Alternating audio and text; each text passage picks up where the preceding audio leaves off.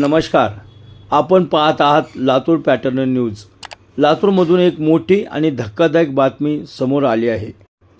RTO कार्यालयातील कथित भ्रष्टाचाराविरोधात आता आक्रमक भूमिका घेतली जात आहे।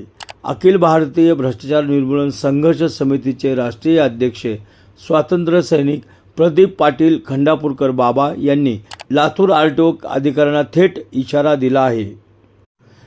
लातूर प्रादेशिक परिवहन कार्यालयात मोठ्या प्रमाणात भ्रष्टाचार होत असल्याचा गंभीर आरोप करण्यात आला आहे। रेती, ट्रक, हायवा, टेम्पो आणि ट्रॅव्हल्स वाहनांकडून दरमहा हजारो रुपयांचा हप्ता घेत जात असल्याचा दावा त्यांनी यावेळी केला। मोठ्या वाहनांकडून सुमारे 3,500 रुपये तर लहान वाहनांकडून 2,500 रुपये हप्ता घेतला जात आहे। दरमहा तब्बल 25 कोटी रुपयांची बेकायदेशीर कमाई होत असल्याचा आरोपही त्यांनी यावेळी केला। वाहनांची पासिंग, फिटनेस ट्रान्सफर आणि लायसन्स नूतनीकरणासाठीही वेगवेगळ्या प्रकारचे पैसे उकळले जात असल्याचा त्यांनी यावेळी सांगितले। तसेच वाहन अडवून 10 ते 15 हजार रुपयांची मागणी केली जाते। पैसे न दिल्यास चालकांना शिवीगाळ करणे, मारहाण करणे आणि वाहन जप्त करण्याचे प्रकारही यावेळी अनेक त्यांना दिसून आले असेही ते म्हणतात। या सर्व प्रकारामुळे वाहन चालकावर मोठी आर्थिक संकट आल्याचेही ते यावेळी म्हणाले। कर्ज काढून घेतलेली वाहने विकण्याची वेळ अनेकांवर आली आहे। दरम्यान या सर्व प्रकाराविरोधात संतप्त व्यक्त केला जात असून प्रदीप पाटील खंडापूर यांनी थेट आरटीओ कार्यालयात ठिय्या मांडला। या आंदोलनात अनेक पदाधिकारी आणि कार्यकर्ते सहभागी झाले होते। अधिकाऱ्यांना कडक शब्दात इशारा देत ते असे म्हणाले की मागण्या आपल्यासमोर सादर केल्या आहेत।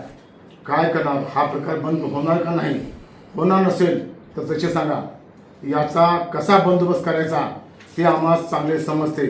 यापुढे जर आमच्या लातूरमध्ये नोकरी करायची असेल तर प्रामाणिकपणे काम करावं लागेल।